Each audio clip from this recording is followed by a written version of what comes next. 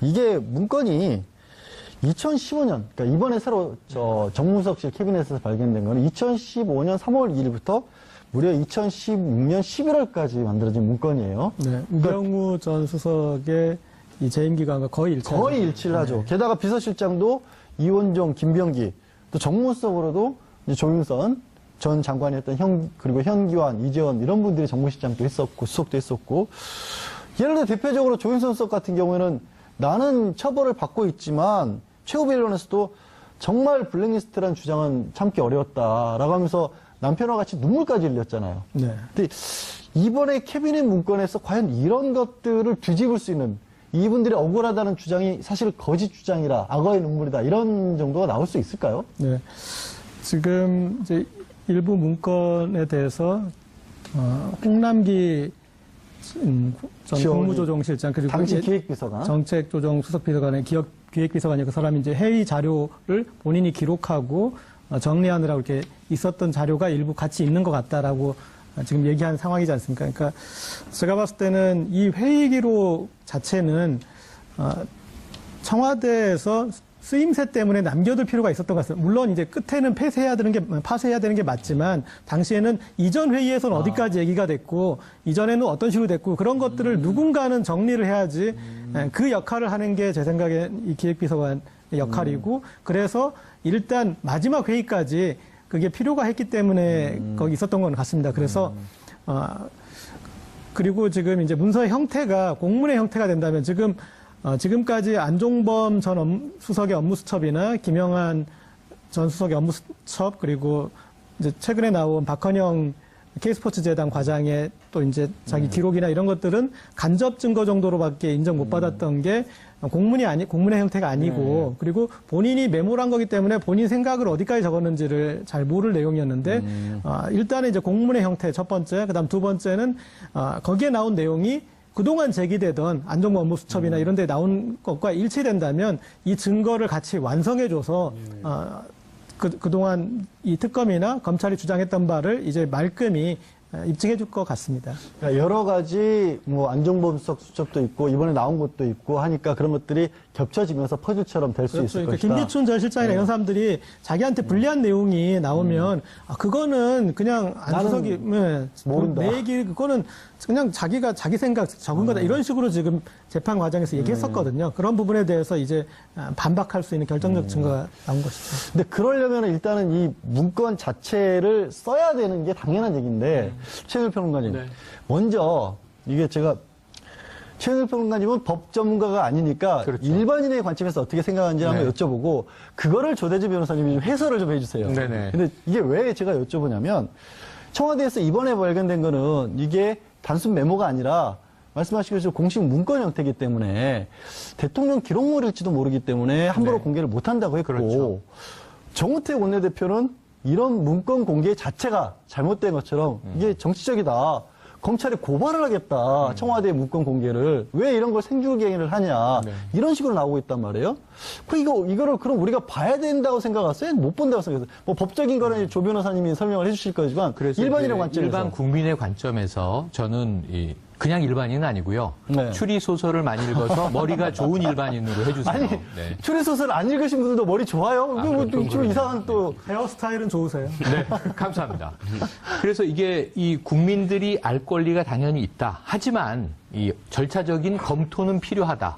그래서 전 청와대가 검찰로 넘겼다. 좋습니다. 왜냐하면 이 지난 정부가 정상적인 정부였으면 법적 검토를 먼저 하는 게 옳은데 저는 검찰이 한번 이걸 스크리닝하고 이 정도는 공개해도 좋다. 이거는 좀 이제 이 대통령 지정 기록물에 준하는 것이네요. 사실 대통령이 이걸 직접 지정한 바가 없어요. 대통령이 그 자리에 없었어요, 사실은. 그리고 권한대행이 지정을 대신했어요. 이것도 법적인 논란은 있는 거예요. 하지만 해버렸으니까 그냥 기록관으로 넘어갔다 할 수 없다 치고 정이 필요하면 이게 고등법원에 영장을 받든가 국회에서 의결을 하든가 해서 열어볼 수 있는 거 아닙니까? 그런데 이거 흘리고 간 거잖아요. 그러니까 제가 보기엔 이것은 범죄의 흔적일 가능성이 매우 높으나 청와대가 공개하면 청와대가 정치적 빌미를 제공해서 정치적 공세의 대상이 됩니다. 지금 이 정도만 해도 이미 야당들은 공격을 하고 있잖아요. 그런데 저는 이번 청와대는 지난번에 불통 청와대와 다르게 친절한 청와대다. 소통 청와대다. 이 정도 브리핑도 안 했으면 언론이 때로 달려들어서 무슨 자료가 어느 정도 분량이 어떻게 나왔는데 어디로 왜 넘긴 겁니까를 집요하게 문들하고 비생산적인 시간을 더 보냈을 거예요. 이 정도 공표 딱 좋다.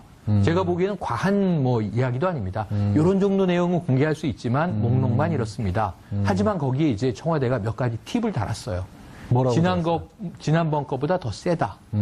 적법하지 않은 지시사항이 들어있다. 네, 그 얘기는 조금만 예, 있다. 현 청와대라면 이렇게 하지 않았을 것 이런 얘기들 했어요. 그 얘기는 조금만 있다. 그러니까 그게 이제 뭔가 청와대가 줄 수 있는 최소한의 힌트였다고 보고 저는 검찰에서 이것을 검토해야 되는데 예를 들면 이런 거예요. 지금 청와대가 이 쥐구 흔들었다는 표현도 야당이 썼습니다. 이거 옛날에 홍준표 대표가 쥐구 흔든 적이 있거든요. BBK 관련 문건이라든가 김경준 씨 등등에 대한 것들 본인들이 많이 과거에 했던 거예요. 근데 이번에 청와대는 쥐고 흔들진 않고 이렇게 보여주긴 했죠. 한 가지 메모를. 그런데 그 안에 삼성 아그레망 이렇게 써 있다고 치자고요. 우리가 봐도 뭔지 모르잖아요. 근데 지난번 특검에서는 안종범 수첩의 단 2단어의 조합, 삼성과 아그레망을 가지고 이 당시에 미얀마죠? 대사. 유재경 씨를 이제 기업인 출신인데, 삼성 출신인데 대사로 임명한 과정을 밝혀내서 최순실과의 커넥션을 밝히는 고리로 이제 드러내지 않습니까? 그러니까 지금 문건들은 제가 보기엔 1차적으로 수사가 필요하고 관련자들을 하나씩 세부적으로 적시해서 소환 조사가 필요한 정도이다. 그럼 이게 지금 오늘 나온 게 1361개 문건. 지난번 1차로 이제 민정수석실에서 나온 게 300종, 300건.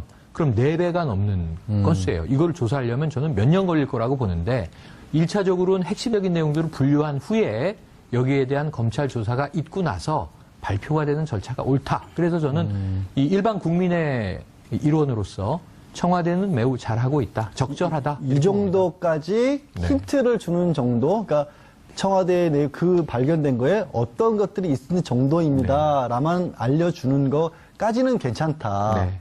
근데 조 변호사님, 이제 제가 여쭤본다 그랬잖아요. 예, 예. 이게 어떤 얘기까지 나오고 있냐면, 그게 뭐 일부 야권에서는 아니, 이게 대통령 기록물 아니냐. 대통령 기록물이고 그 내용 중에는 뭐 지정 기록물이라서 공개가 안 되는 내용물이 들어갈 수도 있는데, 그거를 뭐 기록관으로 바로 옮기지도 않고, 어쨌든 청와대에서 검찰로 이렇게 줘버린 거 아니냐. 이거부터가 잘못된 거 아니냐. 그러려면은 심지어 어떤 얘기를 하냐면, 전임 대통령이 이거를 보고 결재를 해야 되는 거다. 이런 얘기까지 하고 있거든요. 그러니까 구치소에 계신 분한테 문건을 다 보내서 허락을 받았어야 된다는 얘기인지 모르겠는데 그렇게 얘기를 하고 있어요. 그 대통령 기록물이라는 게 꼭 그렇게 해야 되는 거예요? 일단 관련돼서 지금 아까 박수현 대변인은 그렇게 얘기를 했습니다. 설명을 할 때 이게 비밀 표시가 없으니까 대통령 기록물이 아닐 거다라고 설명을 했는데 사실상 이거는 조금 수정해야 되는 말이긴 합니다. 왜냐하면 이제 기록물인 건 맞는데 비밀 기록물이 아니다 이렇게 평가하는 게 맞을 것 같고요. 근데 다만 이제 대통령 기록물이라고 하더라도 일단은 이게 공개가 원칙이기 때문에 관련돼서 비밀 기록물로 지정이 돼 있지 않으면 대통령 기록물도 공개는 할 수가 있습니다. 그러니까 이게 대통령 기록물의 성격을 갖고 있다고 하더라도 이게 공개한 것만으로 당연히 이게 위법하다고 볼 수는 없을 부분 같고요. 그리고 아까 말씀 주신 대로 자유한국당이 그렇게 맹공을 퍼붓고 있지 않습니까? 이게 뭐 정치적인 목적을 가지고 있다라고 얘기를 하고 있는데 대부분의 국민은 이렇게 생각을 안 할 겁니다. 왜냐하면 이게 예를 들면 그 청와대가 관련돼서 지금 재판들을 정말로 그 영향을 미칠 그 목적으로 조작됐거나 뭐 이런 부분이면 당연히 문제가 되겠죠. 근데 그런 게 아니라 본인들이 만들었던 문건인데 그 문건이 재판에 영향을 미칠 만한 객관적 사실들이 담겨 있는 내용이거든요. 그러니까 사실상 재판이 끝난 뒤에도 관련된 중요한 증거가 발생되면 다시 재판을 한 재심 제도도 있습니다. 그런데 이게 지금 재판이 진행되는 도중에 이제 시작인데? 실체적 진실을 발견을 하기 위해서 그걸 검찰에 제공한 게 위법이고 정치적인 문제가 있다. 이거 자체는 관련돼서 그 본인 그 각 당의 법률팀에서 조금 이렇게 교육을 받으시고 하는 게 낫지 않을까 생각이 듭니다. 그러니까 각 당의 교육을 조 변호사님이 직접 한번 출장 가기 같은 거 다니시면 어때요? 저는 뭐 별로 응하고 싶지 않습니다. 그러니까 이런 얘기가 나온 게 고 기자님. 네.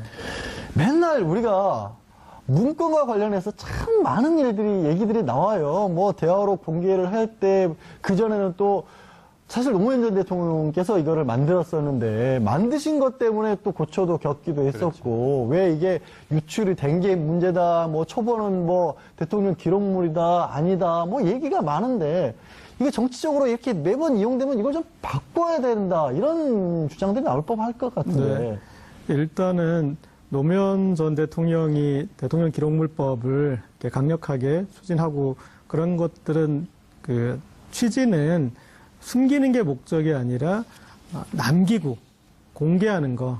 그래서 정보 공개가 목적이었는데 이명박 박근혜 정부를 지나면서 이게 이제 숨기는데 악용되고 있지 않습니까? 그래서 이 법의 취지를 전임 두 대통령이 위반하고 있으니까 다시 취지에 맞게 이제 어떤 디테일은 좀 그래야 될 것 같고요. 그리고 이번에 이제 공개 그 과정과 관련해서는 조금 아쉬운 부분은 그런 부분이 있습니다. 알리바이를 만드는 차원에서 그래서 청와대도 고심을 했다. 이게 이제 대통령 기록물일 수 있다면 누가 지정을 하거나 이제 그런 부분에 대해서 그쪽에 제안을 하거나 이쪽에 뭐 이게 남은 게 있는 것 같습니다. 그러면 알아서 한번 좀 이게 지정인지 비지정인지 당신들이 한번 보실래요? 라고 하거나 어떤 그런 프로세스를 한번 밟았더라면 더 알리바이를 만들 수는 있었을 것 같은데 내부적 검토는 하지 않았을까요? 그렇죠. 근데 제가 봤을 때도 내부적 이걸 검토는 보니까 했을 것 같은데. 내용을 보니까 이건 범죄의 증거기 때문에 누가 봐도 그러니까 청와대에서 그렇게 얘기해서 박수현 대변인이 그냥 보기만 해도 불법적인 게 보이는 것도 있다고 네, 했잖아요. 그렇죠. 그래서 그게 이제 검찰로 갔고 만약 지금 자유한국당이 그런 이제 이의 제기를 했으니까 또 법적 절차를 밟아가면 거기에 대해서 그러면 그들이 이것을 누가 이 기록물로 기록물로 지정해야 되는 그 의무가 발생하는지도 한번 우리가 알아볼 수 있고 그리고 그런 법원에 제기를 하면 법원이 이거는 기록물로 지정할 권한이 전임 정부에 있겠다라고 법원이 지정을 해주면 그들이 가서 하는 또 과정을 밟아갈 수 있겠죠. 물론 그동안 검찰은 다 증거를 봤겠지만 네, 어쨌든 증거로 봤다는 말씀을 하셔서 이제 조 변호사님 네. 우리가 이런 게 문건 나오면 네, 그렇죠. 저도 이제 뭐 방송을 보시거나 다른 주변에서 물어보시는 분들이 항상 물어보시는 게 그거예요. 증거 능력은 뭐고 증명력은 뭐냐. 이게 도대체 뭐냐. 정말. 왜 이것도 왜 이게 얘기가 되고 있냐. 네. 어쩌겠다는 거냐. 그 좀 말씀을 좀 해주세요. 증거 능력. 일단 모든 자료들이 다 증거로 재판에 쓰이지 않습니다. 그러면 뭐 집에서 자기가 메모했던 것도 다 재판부에 내일 것이기 때문에 그러면 이제 재판의 효율적인 진행을 방해할 수 있습니다. 그래서 증거 능력, 그러니까 증거로 쓰일 만한 것들을 모아서 재판부가 증거로 쓰일 수 있다는 판단을 합니다. 그러니까 증거가 재판에서 유용히 쓰일 수 있기 위해서는 세 가지 단계를 거치는데 하나는 진정 성립, 그러니까 이게 위조된 문서가 아니라 사람들이 주장하는 원본 문서인지에 관련된 부분을 판단을 하고요. 그 다음에 관련된 판단이 증거 능력에 관련된 판단입니다. 이게 위법하게 형성이 됐거나 위법하게 취득돼서 증거로서의 뭐 훼손된 가치가 있지 않느냐, 그래서 증거로 쓸 수 없지 않느냐라는 여부를 판단을 해서 이 증거 능력을 사용할 수 있다라는 판단이 있으면 이제 사용할 수는 있지만 유용히 쓸 수 있는지 그 부분을 판단하는 게 이제 증명력에 관련된 부분입니다. 근데 이제 관련돼서 이제 대부분의 그 재판을 하는 경우에 증거 능력 단계에서 이 부분을 문제를 삼는데요.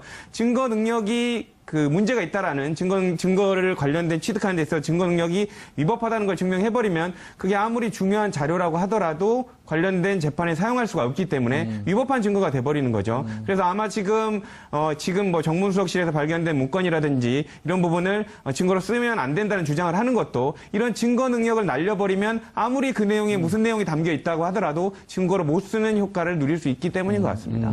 그러면 우리 이제 네. 추리 소설을 많이 보셔서 본인 스스로 똑똑하다고 강변을 하고 아마 계신 제 얘기를 들어보시면 깜짝 놀라실 거예요. 그러니까 깜짝 놀랄지 한번 얘기를 들어볼게요. 네. 그러면 지금 조 변호사님이 설명을 두 개 나눠준 거잖아요. 네네. 과연 이걸 법정에서 증거로 쓸 수 있을 것이냐, 네. 그다음에 내용이 얼마나 믿을 것이냐 두 개가 그렇죠. 나눠지는 거다. 그렇죠. 이번에 발견된 문건에 대해서 깜짝 놀라게 설명을 좀 해주시죠. 자, 이번에 발견된 두 덩어리의 문건, 처음에 300종, 그다음에 1361종, 앞으로 더 나올 가능성도 있습니다. 의인이 등장할 거냐 말 거냐. 이게 굉장히 개봉박두, 두두두둥 이런 분위기인데 네. 이게 저 하나도 놀랍지가 않아요. 안 놀라워요? 그러니까 청와대 입장에서는 자, 청와대에 탄핵된, 파면된 대통령이 물러나고 조기 대선을 거쳐서 당선이 돼서 즉시 취임합니다. 인수위가 없잖아요. 두 달의 인수위 없이 그냥 바로 5월 10일에 취임해서 청와대 갔는데 이 대통령과 영부인 내외가 주무실 수 있는 관저 준비도 안 돼 있어서 며칠 또 기다리지 않습니까? 그렇죠. 주말에 들어가요. 자, 이 접수한 청와대 안에 버리고 간 뭉치를 열어보니 놀라운 증거였다. 이건 제가 보기엔 똑같은 얘기예요. 지난해 10월 말에 태블릿 PC 어디서 나왔어요? 버린 거 주웠어요. 경비원 아저씨가 이거 버리고 간 건데 기자 양반 이거 뭔지 갖다 쓰시오 했는데 열어봤더니 어마어마한 자료가 쏟아져 나왔죠. 그 예를 들면 정호성 비서관 집에서 도망가 있는데 압수수색했더니 휴대폰이 6개 나왔어요. 열어보니까 어마어마한 녹취가 쏟아져 나왔죠. 지난 정권 사람들은 다 버리고 다녀요. 흐리고 다니고. 놀라운 패턴이 아니에요. 뭐가 많았나 최순실이 굉장히 법정에서 똑똑한 척하고 이제 어제 보니까 정유라는 아직도 내 딸이다. 그걸 누가 모릅니까? 그런 이야기를 하고 있는데 지금 정작 중요한 태블릿 PC는 본인이 버려놓고 그거 내 거 아니다. 조작된 거다. 이것도 지금 제1야당 얘기를 들어보세요. 지금 기획서를 제기하고 있는 거예요. 사실은 전임 정부에서 놓고 갔을 가능성이 99.9%인데 이것을 어쨌든 국민들이 직접 본 건 아니지 않습니까? 발표를 들은 거지 않습니까? 그러니까 0.0001%의 가능성이 기대서 이거 기획된 것 같다, 수상하다. 심지어 제가 들은 것은요, 이제 좀 보수적인 이 야권 인사가 자, 왜 하필 지금 송중기와 송혜교는 결혼해야 하는가? 이것이 문재인 정부의 뭔가 문제를 덮기 위한 국면 전환 아닌가. 옛날에 많이 듣던 얘기예요. MB 정부 때. 지금 그게 깜짝 놀랄 얘기예요, 지금 그게. 아니, 제 얘기는요. 태블릿 PC의 버린 증거가 놀라운, 지금 아까 얘기한 증거 능력과 증거력을 가진 있다면 스모킹건으로 등장한 것과 똑같은 양상이 이 문건도 그동안 이 밀폐돼 있었던 청와대 내에서 발견된 것이 무엇이 왜 그리 놀라운가. 버리고 다니는 정권.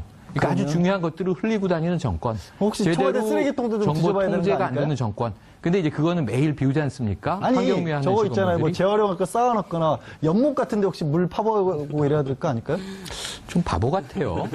그러니까 지금 이 도둑 맞은 편지, 에드가 알렌포 눈에 잘 띄는 곳에 그냥 있다. 저기요. 그러니까 이게 꼭 이 초보 형사들이 연못 같은 거 파는 거예요. 네. 물 퍼내고. 지금 여기저기 널려 있을 거예요. 앞으로 제가 보기엔 한 2,000건 정도 수집되지 앞으로 않겠는가 2,000건 정도? 예언을 해봅니다. 연못은 필요 없다? 네.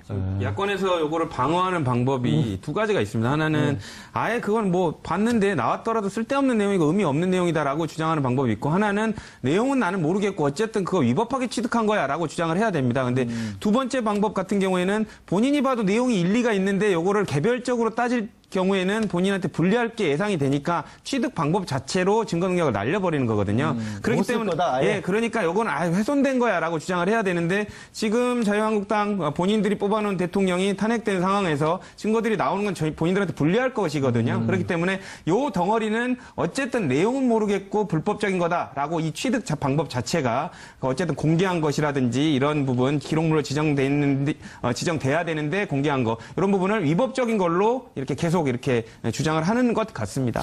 근데 그러려면 고 기자님, 이게 위법적인 걸로 주장을 하고 싶다고 하는데 지금 홍남기 국무조정 실장이 내가 기획비서관 할 때 다 내가 쓴 거다 이렇게 말을 해버렸잖아요. 그렇죠. 예. 그거를 어떻게 이제 그 상황을 좀 설명해 주세요. 그때 지금 이제 1361건 중에서 200건 넘게는 그런 문건이라는 거 아니에요? 네.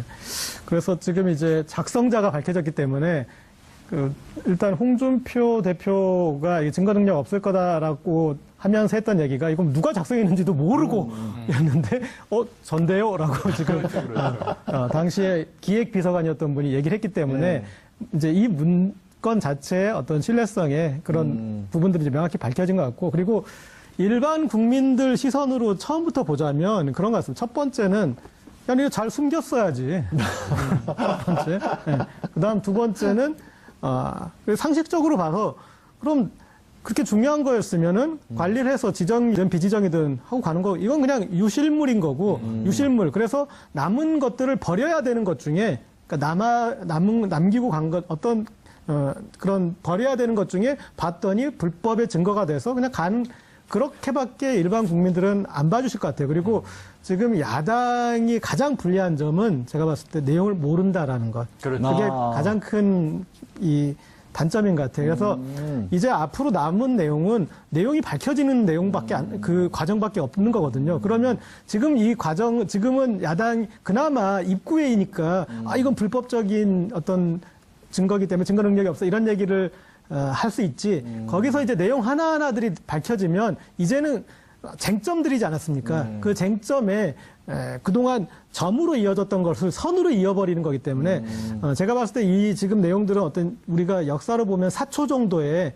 그래서 그 정도의 기능을 하는 그런 문건들일 텐데 그게 선으로 연결되고 그리고 그동안에 메모로 있던 그런 내용들이 어떤 정리된 문장으로 있고 그러면 거기서부터는 이제 또 게임이 완전 좀 달라지지 않을까 싶습니다. 국면 전환이 이루어질 네. 것이다. 이걸 통해서 어차피 다행히 그나마 이거 아직까지는 뭐 지금 홍남기 시장이 얘기한 거 말고는 다른 건 모르지만 나머지도 비슷한 게 들어있을 가능성이 훨씬 많다는 거 아니에요? 궁금하잖아요. 그렇죠. 그리고 모두 다 당사자들이 있는 건들입니다. 블랙리스트 당사자들이 있고 세월호 당사자들이 있고 거기에 한자 한자에 그분들은 목숨을 뭐 좀 그런 표현이 그렇지만 정말 그 중요한 공식 문건에 도대체 어떻게 돼 그렇죠. 있는지 사실은 그러면 야권에서는 공개하지 말라고 할 게 아니라 빨리 공개를 해서 우리도 좀 알게 해달라고 주장해야 되는 그런 상황이 아닌가 싶기도 한데. 차라리 우리가 그런 얘기 하지 않습니까? 되도록 매도 그냥 한 번에 그러니까. 한 번에 맞는 게 낫지. 왜냐하면 지금 여기 세월호 건, 블랙리스트 건, 뭐 삼성 건 이게 다 분리돼 있기 때문에 그 동안의 전선들을 만들어 놓은 것들이 있는데 다 흩어지거든요. 네. 당장 우리가 국민의당 제보조작건 같은 경우도 국민의당의 방어선은 이윤희 씨 개인 일탈이었어요. 그런데 이준서로 연결돼 버리니까 당이 그 다음에는 할 수 있는 게 없어졌어요. 마찬가지로 지금 이제 문건의 내용들이 하나하나 나오면 이 방어선과 전선은 완전 달라질 것 같습니다. 이게 아주 네, 자발적 똑똑이 최영일 평론가님. 네네네. 예. 아, 그런 또 이상한 똑똑한지 수식어를, 네. 한번 테스트를 그러니까 해볼게요. 저는- 잠깐만요. 문제 네. 안 나왔어요. 아, 문제? 예. 고 기자님이 네. 지금 뭐라고 하셨냐면 매도 한 번에 맞는 게 좋다라고 네네네. 했는데 그랬죠.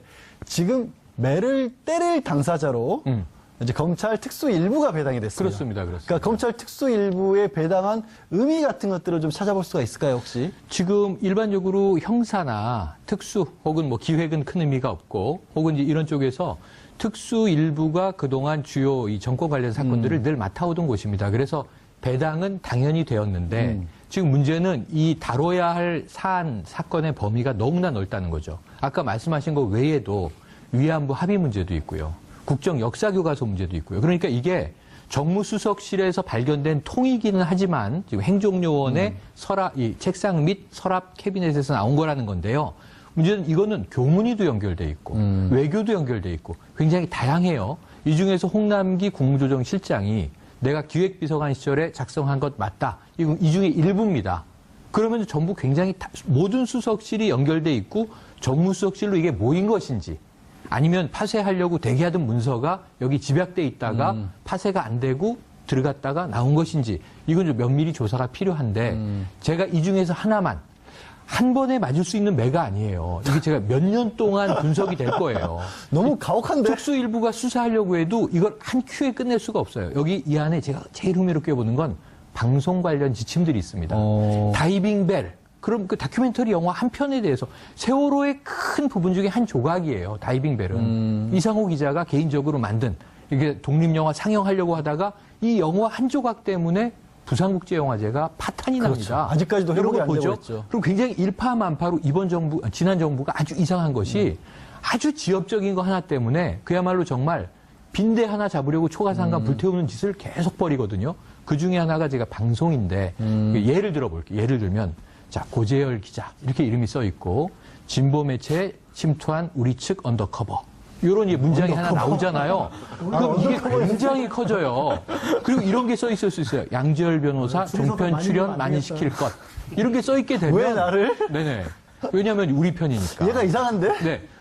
이게 메카시즘이죠, 일종의. 이러한 것들이 디테일하게 적혀 있는 대목들이 특정한 부분에 집약돼 있을 가능성이 높다는 거예요, 등등. 이게 예를 들면 위안부 합의의 외교적 절차라든가 의사결정의 이유는 없을 거고 위안부 합의에 반대하는 세력들 리스트, 예를 들면 그러니까 제2, 제3의 블랙리스트와 그것에 대응하기 위한 선전선동전. 왜냐하면 김기춘 실장의 회의 주제를 보면 놀라운 게 거의 전쟁 작전 지시예요. 전사. 그렇죠. 뭐 이런 얘기들이 계속 나온단 말이에요. 이념 전쟁 이런 얘기 많이 나오거든요. 그래서 이런 해괴하고 이상한 전 근대적인 전유물이 키워드가 막 튀어나올 텐데 이 안에서 정말 편향적 사고를 했던 정권 수뇌부의 심리를 분석해내고 여기서 위법한 행위들을 발라내서 그 관련 증거들을 인적으로, 물적으로 재구성하는 작업은 참으로 오래 걸릴 일이다. 이렇게 오래 보기 때문에 맞을 것이다. 특수 일부는요, 네. 이 일만 전담하게 해줘야 되고, 네, 알았습니다. 인력을 좀 많이 보강해 줄 필요가 있습니다. 오래 때릴 것 같은데, 네. 자, 그나마 얘기했던 그 김기춘 비서실장은 그래도 구치소에서 재판을 받고 있는데, 조 변호사님. 네. 이 국정농단과 관련된 얘기에 있어 이 사람의 이름이 빠진 적이 없는데, 그렇죠. 이 사람은 아직까지 뭔가 제대로 매를 맞아본 적이 없는 것 같아요. 이 최근 평론가의 표현을 빌자면. 네. 우병우 전 수석, 민정수석은 어떻게 될 것 같습니까, 이번에? 지금 나온 문건들로 하이라이트를 장식하지 않을까라는 생각이 드는데요. 왜냐면 아까 말씀드린 대로 무더기로 나온 부분, 무더기로 문건이 많이 나왔는데 그 관련된 부분은 대부분 중요한 사람들, 결재권자나 그 결재권자의 판단을 돕는 사람의 책임으로 귀결될 가능성이 높습니다. 박근혜 대통령에 관련된 부분은 뭐 관련된 재판을 받고 있기 때문에 그런 부분 차치하고라도 우병우 수석에 관련된 부분이 실질적으로 뭐 구체적으로 그 대통령의 지시를 받아서 실행하고 구체적인 지시에 관련된 이행 방법을 모색한 부분이 아마 문건에 나와 있을 가능성이 높고요. 그렇기 때문에 그런 문건들이 사실상 위조만 되지 않고 진정 성립이 인정이 된다면 그런 부분들이 우병우 수석에게는 아주 불리한 그 증거로 작용될 가능성이 높다고 보여집니다.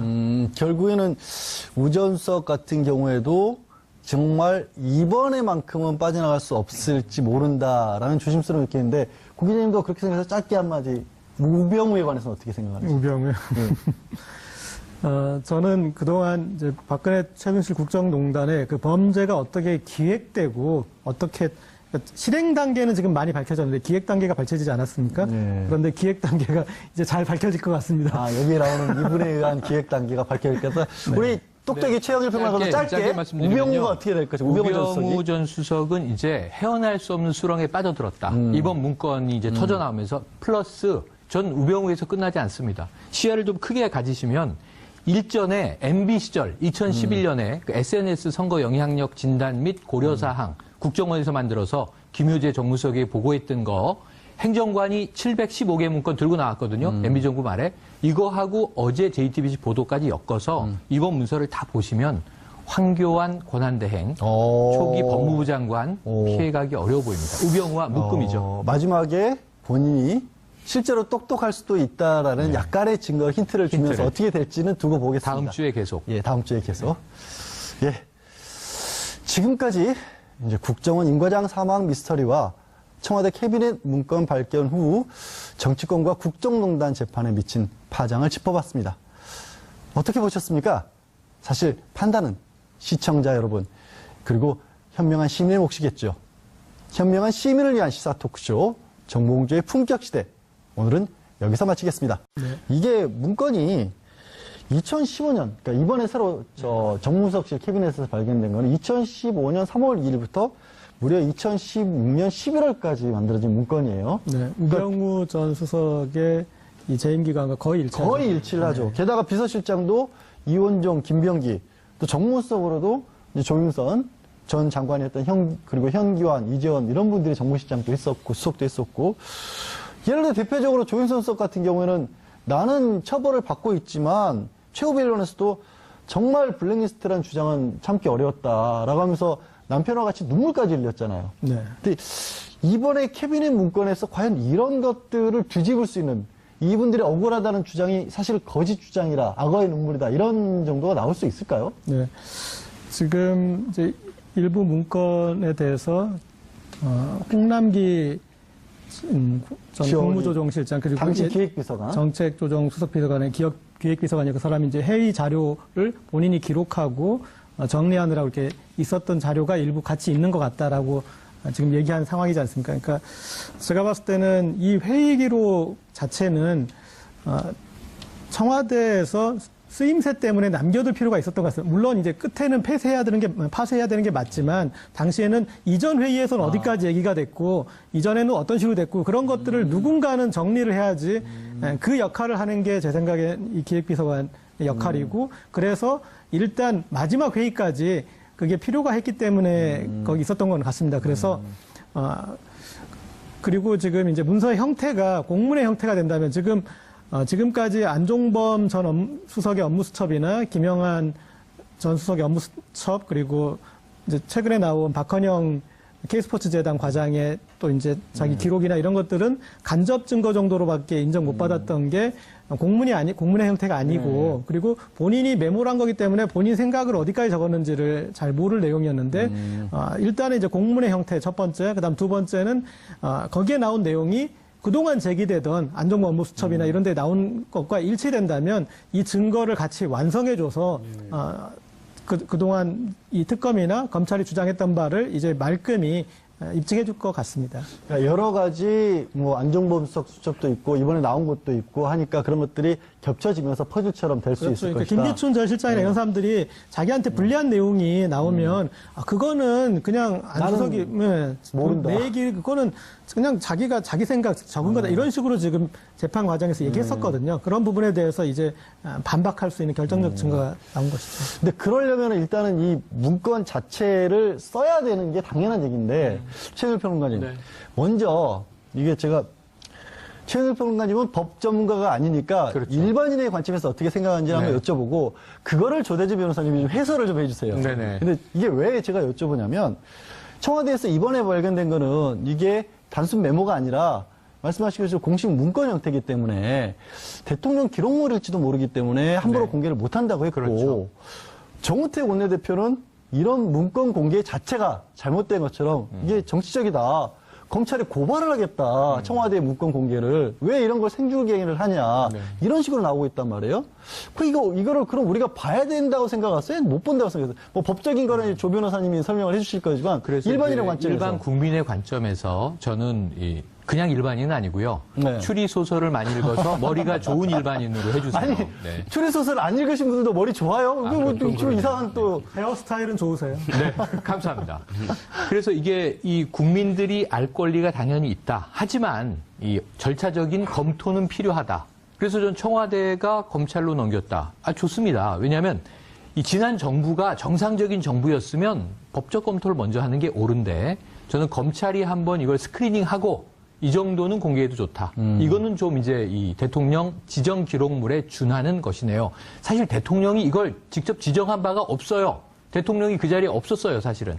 그리고 권한대행이 지정을 대신했어요. 이것도 법적인 논란은 있는 거예요. 하지만 해버렸으니까 그냥 기록관으로 넘어갔다 할 수 없다 치고 정이 필요하면 이게 고등법원에 영장을 받든가 국회에서 의결을 하든가 해서 열어볼 수 있는 거 아닙니까? 그런데 이거 흘리고 간 거잖아요. 그러니까 제가 보기엔 이것은 범죄의 흔적일 가능성이 매우 높으나 청와대가 공개하면 청와대가 정치적 빌미를 제공해서 정치적 공세의 대상이 됩니다. 지금 이 정도만 대통령께서 이거를 만들었었는데 만드신 것 때문에 또 고초도 겪기도 했었고 왜 이게 유출이 된 게 문제다 뭐 초본은 뭐 대통령 기록물이다 아니다 뭐 얘기가 많은데 이게 정치적으로 이렇게 매번 이용되면 이걸 좀 바꿔야 된다 이런 주장들이 나올 법할 것 같은데 일단은 노무현 전 대통령이 대통령 기록물법을 이렇게 강력하게 추진하고 그런 것들은 그 취지는 숨기는 게 목적이 아니라 남기고 공개하는 거.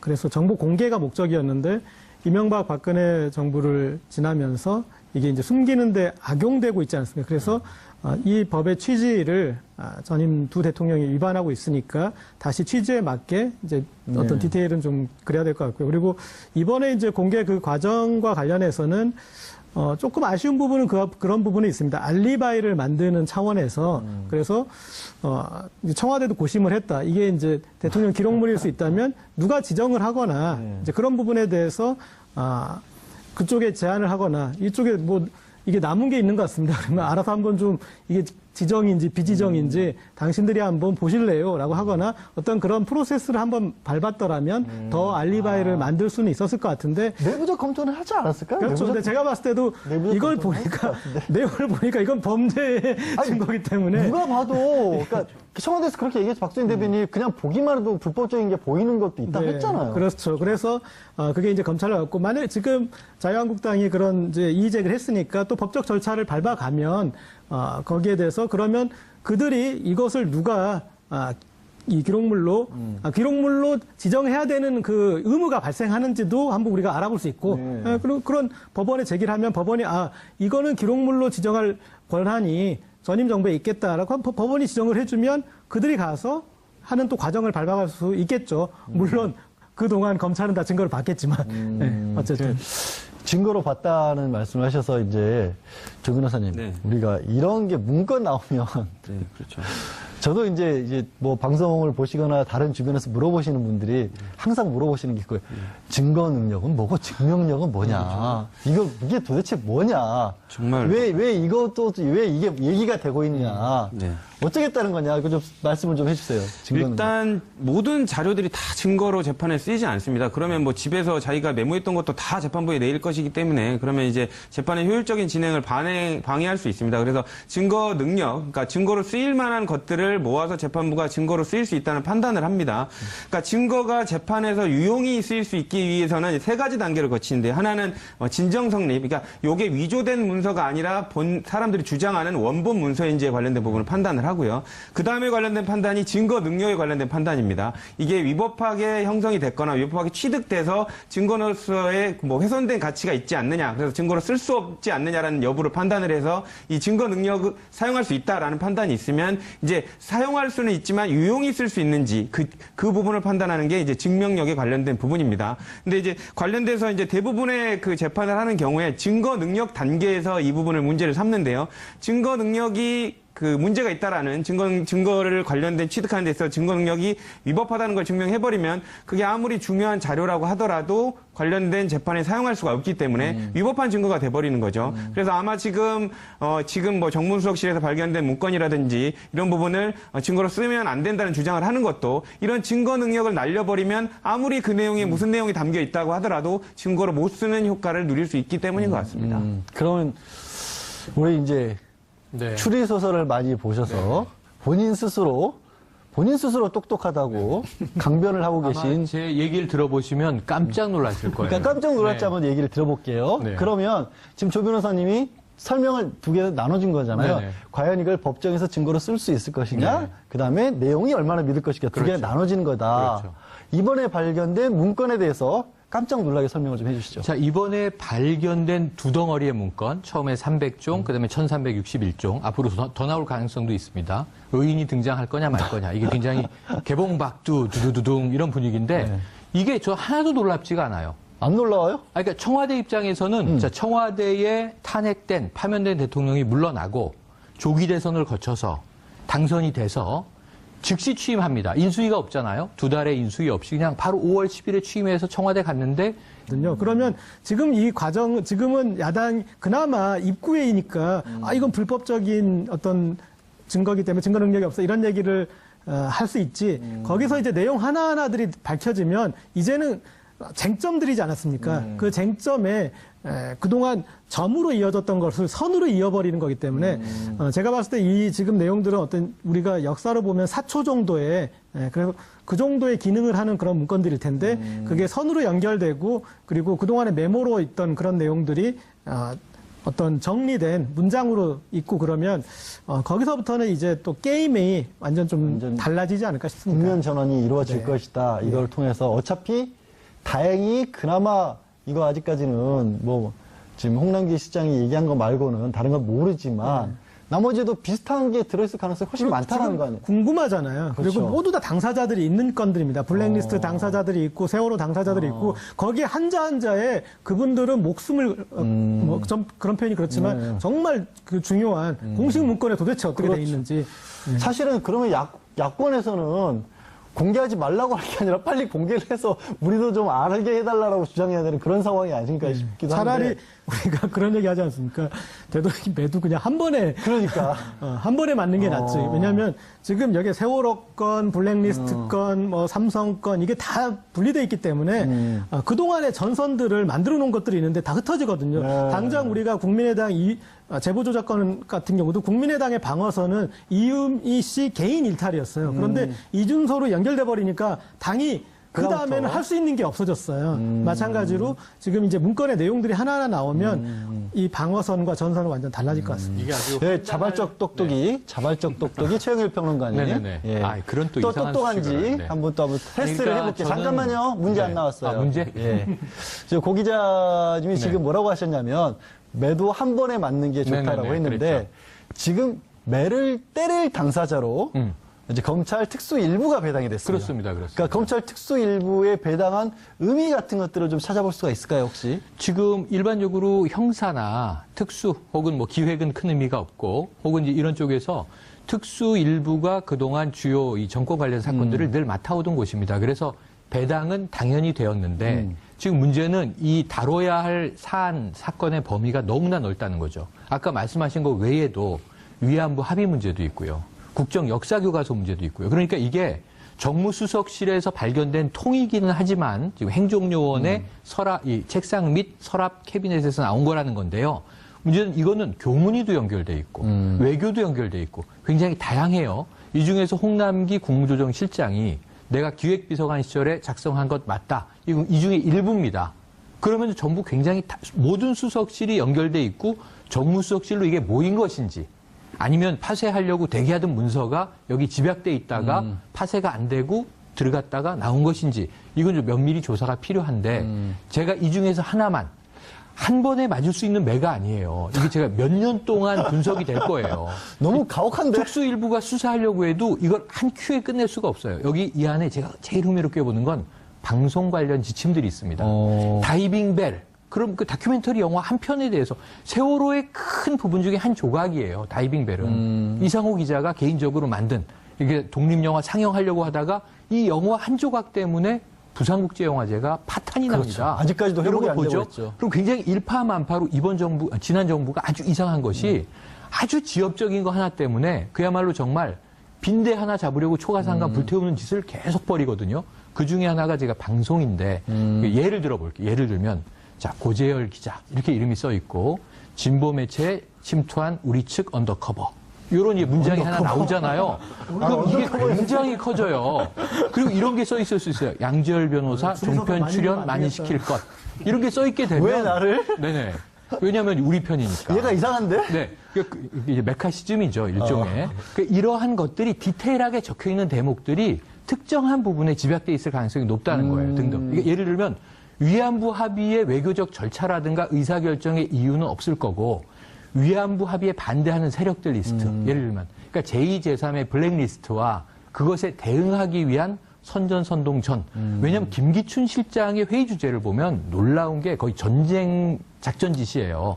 전사. 그렇죠. 뭐 이런 얘기들이 계속 나온다 해도 이미 야당들은 공격을 하고 있잖아요. 그런데 저는 이번 청와대는 지난번에 불통 청와대와 다르게 친절한 청와대다. 소통 청와대다. 이 정도 브리핑도 안 했으면 언론이 때로 달려들어서 무슨 자료가 어느 정도 분량이 어떻게 나왔는데 어디로 왜 넘긴 겁니까를 집요하게 문들하고 비생산적인 시간을 더 보냈을 거예요. 이 정도 공표 딱 좋다. 제가 보기에는 과한 이야기도 아닙니다. 이런 정도 내용은 공개할 수 있지만 목록만 이렇습니다. 하지만 거기에 이제 청와대가 몇 가지 팁을 달았어요. 뭐라고 지난번 거보다 더 세다.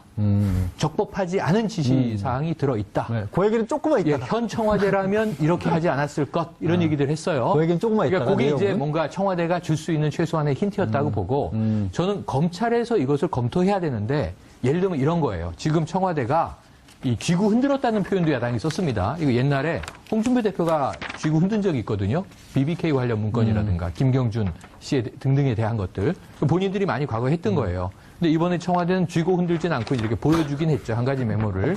그런데 그 안에 삼성 아그레망 이렇게 써 있다고 치자고요. 우리가 봐도 뭔지 모르잖아요. 근데 지난번 특검에서는 안종범 수첩의 단 두 단어의 조합, 삼성과 아그레망을 가지고 이 당시에 미얀마죠. 대사. 유재경 씨를 이제 기업인 출신인데 삼성 출신인데 대사로 임명한 과정을 밝혀내서 최순실과의 커넥션을 밝히는 고리로 이제 드러내지 않습니까? 그러니까 지금 문건들은 제가 보기엔 1차적으로 수사가 필요하고 관련자들을 하나씩 세부적으로 적시해서 소환 조사가 필요한 정도이다. 그럼 이게 지금 오늘 나온 게 1361개 문건. 지난번 1차로 이제 민정수석실에서 나온 게 300종, 300건. 그럼 4배가 넘는 건수예요. 이걸 조사하려면 저는 몇 년 걸릴 거라고 보는데 1차적으로는 핵심적인 내용들을 분류한 후에 여기에 대한 검찰 조사가 있고 나서 발표가 되는 절차가 옳다. 그래서 저는 이 일반 국민의 일원으로서 청와대는 매우 잘하고 있다. 적절하다. 이 정도까지 네. 힌트를 주는 정도? 그러니까 청와대에 내 그 발견된 거에 어떤 것들이 있는 정도입니다라만 알려주는 거까지는 괜찮다. 네. 근데 조 변호사님, 이제 제가 여쭤본다 그랬잖아요. 네, 예. 이게 어떤 얘기까지 나오고 있냐면, 그게 뭐 일부 야권에서는 아니 이게 대통령 기록물 아니냐. 대통령 기록물이고 그 내용 중에는 뭐 지정 기록물이라서 공개가 안 되는 내용물이 들어갈 수도 있는데 그거를 뭐 기록관으로 바로 옮기지도 않고 어쨌든 청와대에서 검찰로 이렇게 줘버린 거 아니냐. 이거부터가 잘못된 거 아니냐. 그러려면은 심지어 어떤 얘기를 하냐면 전임 대통령이 이거를 보고 결재를 해야 되는 거다. 이런 얘기까지 하고 있거든요. 그러니까 구치소에 계신 분한테 문건을 다 보내서 허락을 받았어야 된다는 얘기인지 모르겠는데 그렇게 얘기를 하고 있어요. 그 대통령 기록물이라는 게 꼭 그렇게 해야 되는 거예요? 일단 관련돼서 지금 아까 박수현 대변인은 그렇게 얘기를 했습니다. 설명을 할 때 이게 비밀 표시가 없으니까 대통령 기록물이 아닐 거다라고 설명을 했는데 사실상 이거는 조금 수정해야 되는 말이긴 합니다. 왜냐하면 이제 기록물인 건 맞는데 비밀 기록물이 아니다 이렇게 평가하는 게 맞을 것 같고요. 근데 다만 이제 대통령 기록물이라고 하더라도 일단은 이게 공개가 원칙이기 때문에 관련돼서 비밀 기록물로 지정이 돼 있지 않으면 대통령 기록물도 공개는 할 수가 있습니다. 그러니까 그런 이게 대통령 기록물의 성격을 갖고 있다고 하더라도 이게 공개한 것만으로 당연히 이게 위법하다고 볼 수는 없을 부분 같고요. 그리고 아까 말씀 주신 대로 자유한국당이 그렇게 맹공을 퍼붓고 있지 않습니까? 이게 뭐 정치적인 목적을 가지고 있다라고 얘기를 하고 있는데 대부분의 국민은 이렇게 생각을 안 할 겁니다. 왜냐하면 이게 예를 들면 그 청와대가 관련돼서 지금 재판들을 정말로 그 영향을 미칠 그 목적으로 조작됐거나 뭐 이런 부분이면 당연히 문제가 되겠죠. 근데 그런 게 아니라 본인들이 만들었던 문건인데 그 문건이 재판에 영향을 미칠 만한 객관적 사실들이 담겨 있는 내용이거든요.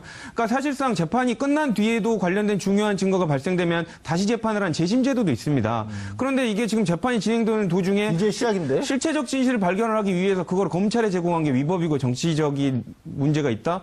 이거 자체는 관련돼서 그 본인 그 각 당의 법률팀에서 조금 이렇게 교육을 받으시고 하는 게 낫지 않을까 생각이 듭니다.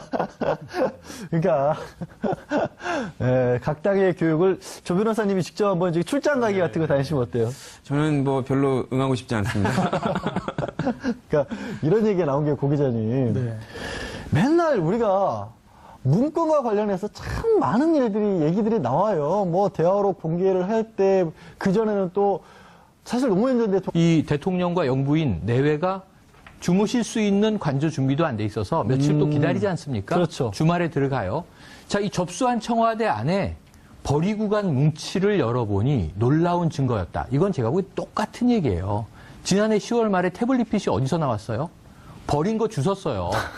경비 아저씨가 이거 버리고 간 건데 기자 양반 이거 뭔지 갖다 쓰시오 했는데 열어봤더니 어마어마한 자료가 쏟아져 나왔죠. 그 예를 들면 정호성 비서관 집에서 도망가 있는데 압수수색 했더니 휴대폰이 6개 나왔어요. 열어보니까 어마어마한 녹취가 쏟아져 나왔죠.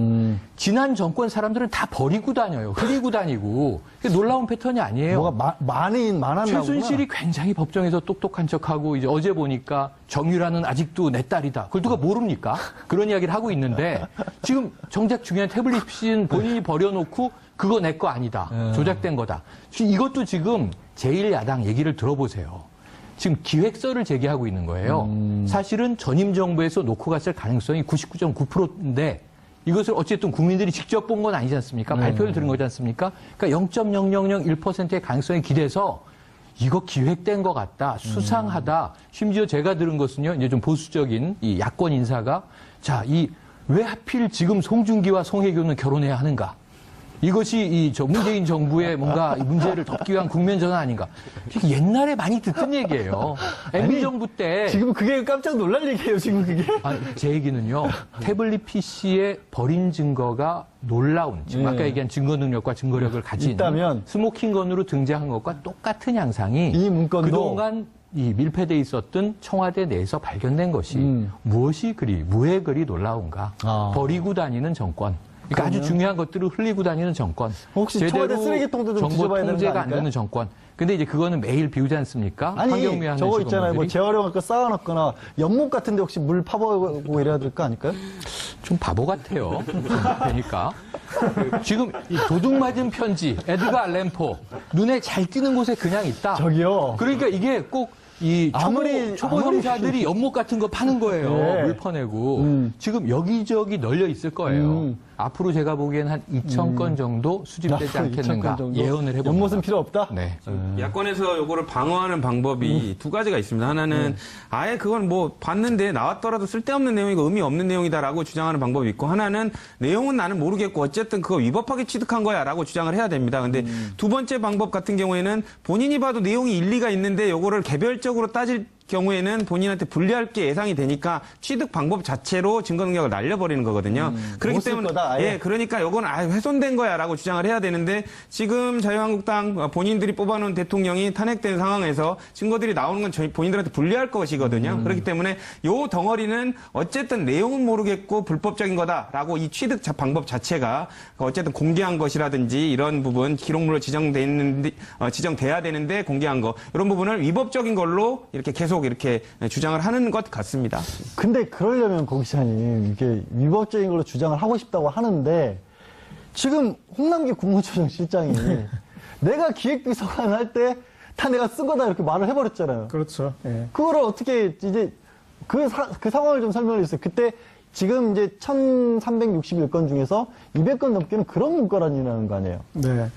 그래서 지금 이제 작성자가 밝혀졌기 때문에 일단 홍준표 대표가 이 증거 능력 없을 거다라고 하면서 했던 얘기가 이건 누가 작성했는지도 모르고 였는데 전데요? 라고 지금 당시에 기획비서관이었던 분이 얘기를 했기 때문에 이제 이 문건 자체의 어떤 신뢰성에 그런 부분들이 이제 명확히 밝혀진 것 같고, 그리고 일반 국민들 시선으로 처음부터 보자면 그런 것 같습니다. 첫 번째는 야, 이거 잘 숨겼어야지. 첫 번째. 네. 그 다음 두 번째는 상식적으로 봐서 그럼 그렇게 중요한 거였으면은 관리를 해서 지정이든 비지정이든 하고 가는 거, 이건 그냥 유실물인 거고, 유실물. 그래서 남은 것들을 버려야 되는 것 중에, 그러니까 남기고 간 것, 그런 버려야 되는 것 중에 봤더니 불법의 증거가 돼서 그냥 그렇게밖에 일반 국민들은 안 봐주실 것 같아요. 그리고 지금 야당이 가장 불리한 점은 제가 봤을 때 내용을 모른다라는 것. 그렇죠. 그게 가장 큰 이 단점인 것 같아요. 그래서 이제 앞으로 남은 내용은 내용이 밝혀지는 내용밖에 그 과정밖에 없는 거거든요.